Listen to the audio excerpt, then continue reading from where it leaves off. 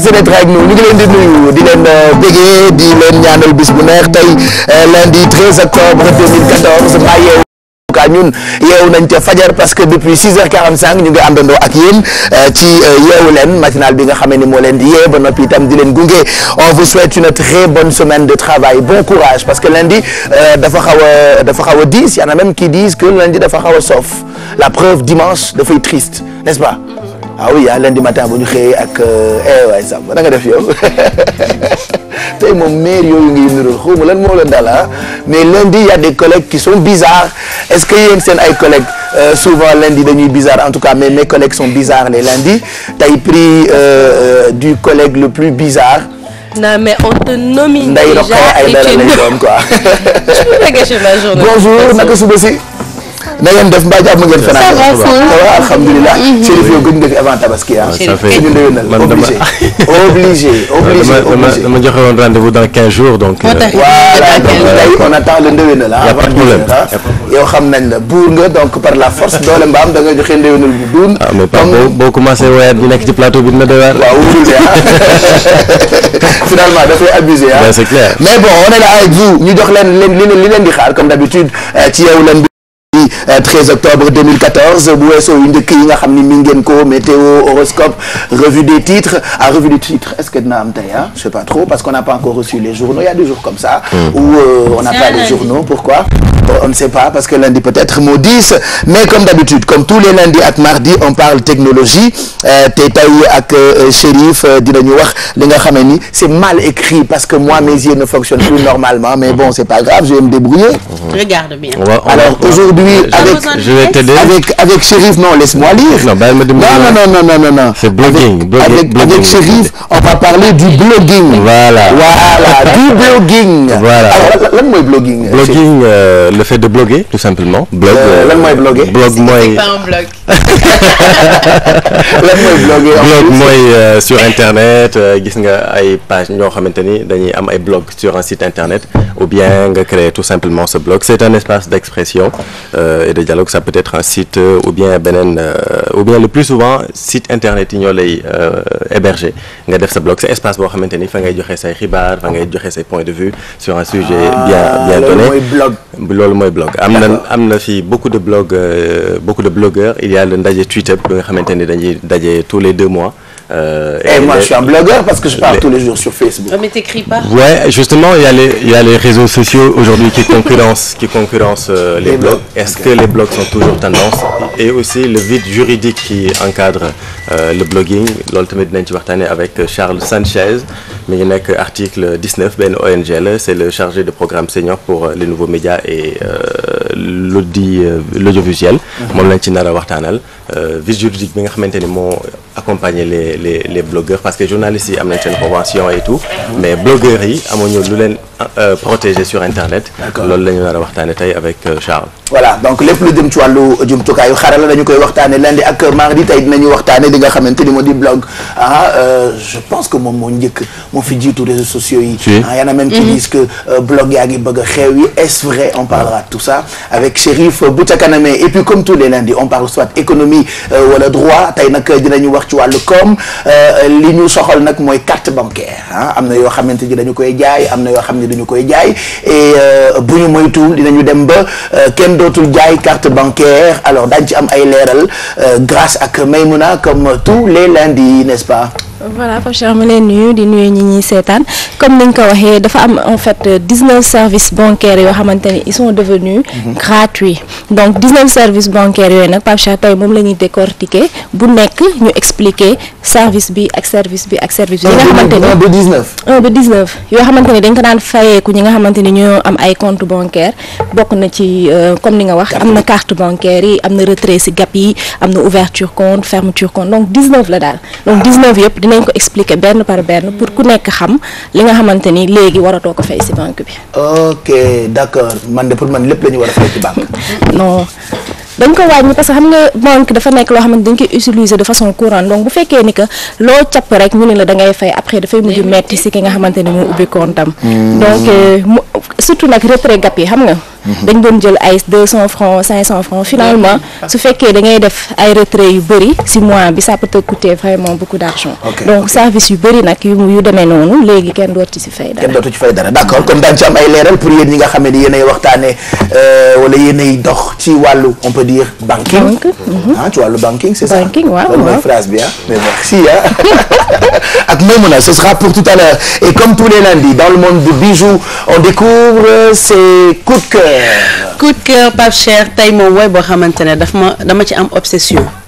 C'est-à-dire depuis vacances yi dama koy déglu et là j'ai découvert benn performance depuis nos vacances voilà toi et moi on écoutait la chanson ensemble et du coup ça nous rappelle des souvenirs donc voilà c'est pour ça que tey ma boole ko ci coup de cœur yi c'est Chante Le de Sia chanteuse bi nga xam ne d'habitude elle veut pas qu'on voit son visage d'ailleurs ci live bi ma leen narawoon tout à l'heure day woy mais performance bi que ça la ñuy wone moom on la voit pas chanter elle se cache quoi elle se cache tout le temps on ne sait pas pourquoi après comme les Daft Punk def casque non même du def casque mais en général dans ses clips on la voit pas on voit pas sa tête. Elle est comme on la voit rarement voilà toi on te voit rarement là ce que vous voyez là c'est pas Pape Cheikh en fait. Moi j'aime pas les caméras j'aime pas les photos. Le vrai Pape Cheikh bëgg na nit yi di ma gis tellement je suis timide. Je décide même à partir de la semaine prochaine de me cacher en faisant mes émissions. Le pire c'est qu'il est vraiment timide en fait. Mais loolu soo ko il est vraiment timide mais ça quand tu le dis les gens vont te dire muy yéen Pape Cheikh rek timide mënul timide mais voilà on se bat toujours contre la timidité. Ensuite on va parler des P-Square nga xam ne actuellement ils cartonnent ak seen album bu bees bi Double Trouble ils font le tour du monde ay concerts yoo xam ne amul fenn et puis on finit toujours au Sénégal Ouzin Keita bërëng bëri nga fa génne beneen clip. dafa génne bu bees. d'accord. Je t'aime pas. Est-ce vrai que dafa am jabar kooku jabaram la. En fait on va les inviter sur le plateau je crois savoir mais dinañ leen inviter ci plateau bi pour vraiment gën waxtaan ak ñoom ci relation boobu est-ce qu'ils étaient mariés est-ce que c'était juste pour le clip est-ce que parce que am na ñu doon wax dafa marié divorcé actuellement pour le buzz donc moom la wax nee na moom la xale buzz donc on finit avec son nouveau clip. Voilà ton frère Ouzin Keita parce que quand il était venu dans Yeewu Leen waxoon na mon ami d'enfance moom Bijou ay xaritu enfance lañu voilà ay classe de guerre lañu ce sera pour tout à l'heure avec le coup de cœur et puis grâce ak Kia Aïdara tous les matins yéen ñi yónnee seen ay CVT wut liggéey dañu koy jàllale gratuitement et on souhaite tous les jours que yéen ñi koy wut te seen annonce jàll ñi nga xam ne ñooy joxe liggéey di leen contacter tey comme tous les matins on a encore reçu beaucoup de mails dans Jok Job. Tout à fait Pape Cheikh, on a reçu beaucoup de mails, on va faire passer les CV tout à l'heure et éventuellement parler aujourd'hui du contrat de travail et on va démarrer avec le contrat de travail à durée partielle. D'accord, contrat de travail à durée partielle. CDI. À durée, xanaa loolu mooy CDP. Vous aurez plus d'informations tout à l'heure, je pense que vous serez au même titre d'information que les autres. CDD ou pas? waaye ndekete Yeewu Leen am nañ njëriñ chaque jour ñu xam lu ñu xamul woon enfin man dof bi chaque jour ma xam lu ma xamul woon alors CDP la tudd CDP garab gi comme carte parti politique bi wala.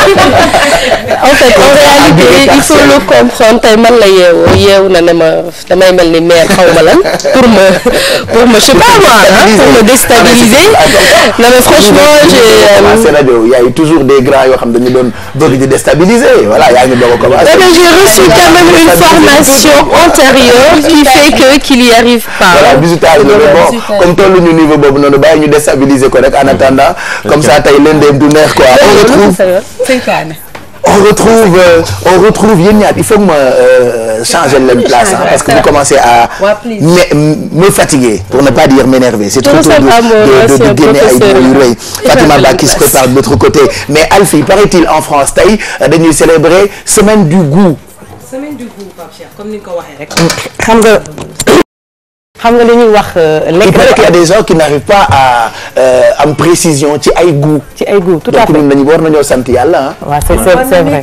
parce que ñu xàmmee nañu kaan ak suukar. waaw am na mais comme genre bijou nga xam ne lu ñëw ñu lekk. ñii goût yëpp la ñuy waaw goût yëpp la ñuy amul goût lay lekk.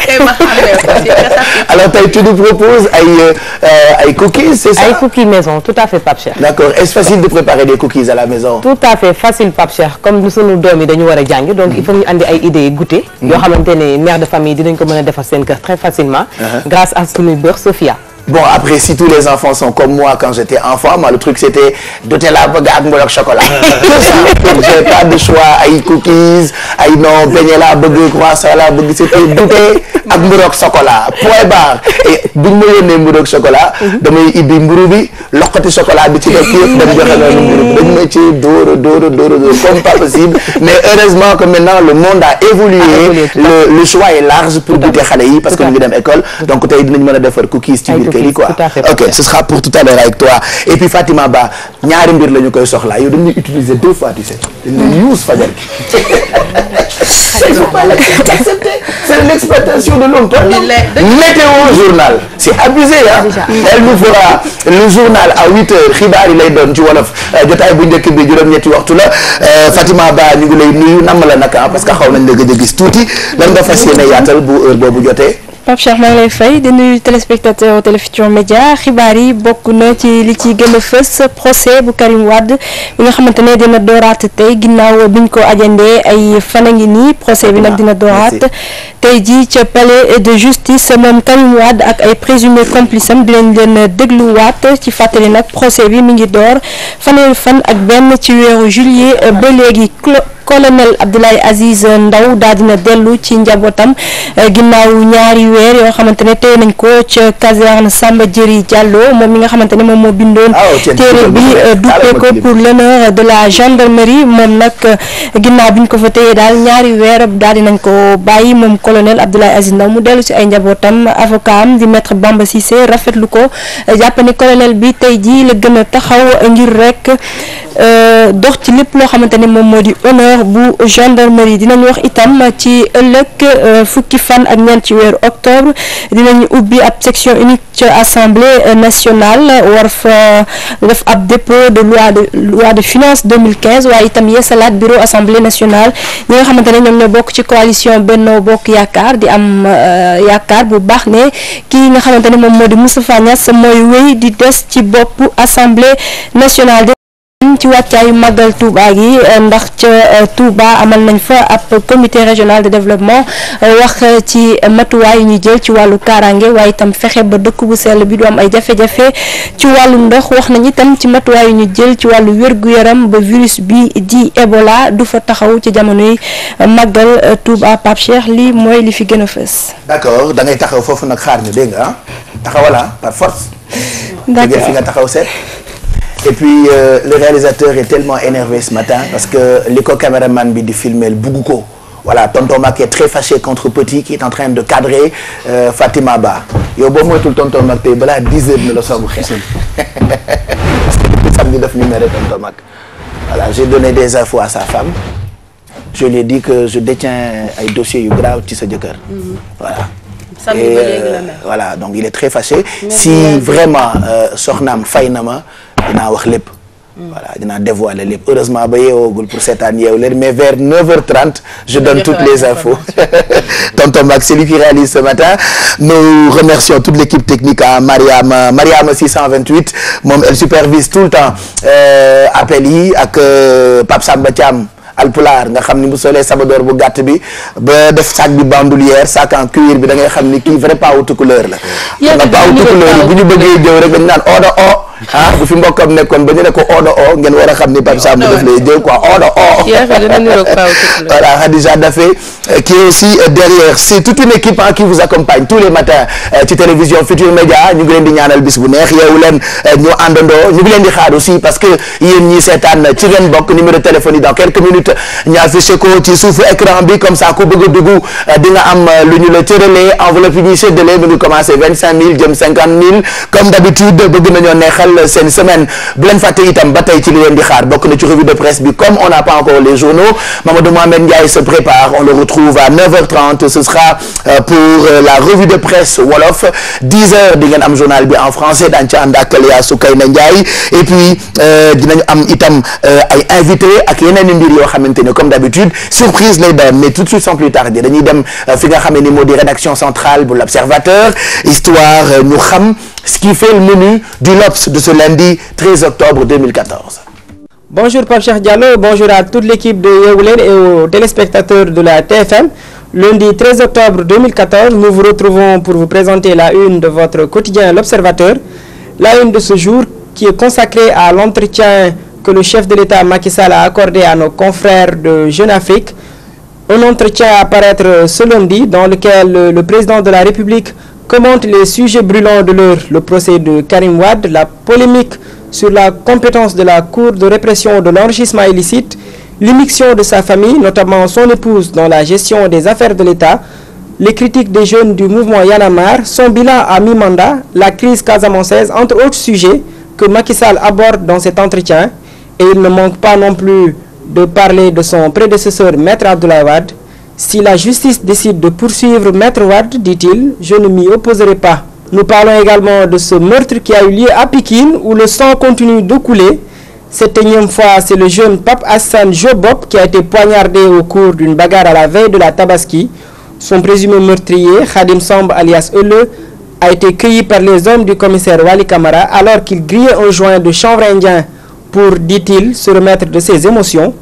Je lui ai planté un couteau à la cuisse et je l'ai abandonné sur les lieux, raconte le présumé meurtrier. Pour terminer, Pape Cheikh Diallo, nous faisons un tour à Monastir, c'est en Tunisie, avec notre envoyé spécial Idrissa Sané pour les besoins du match Tunisie-Sénégal, comptant pour la 4e journée des éliminatoires de la CAN 2015. Pendant que le peuple tunisien savoure le point ramené de Dakar, la presse locale, elle, dans son traitement du match nul et vierge entre les Lions et les Aigles de Carthage, n'a pas raté le sélectionneur Georges Likens, qui promet pourtant un match de haut niveau mercredi prochain.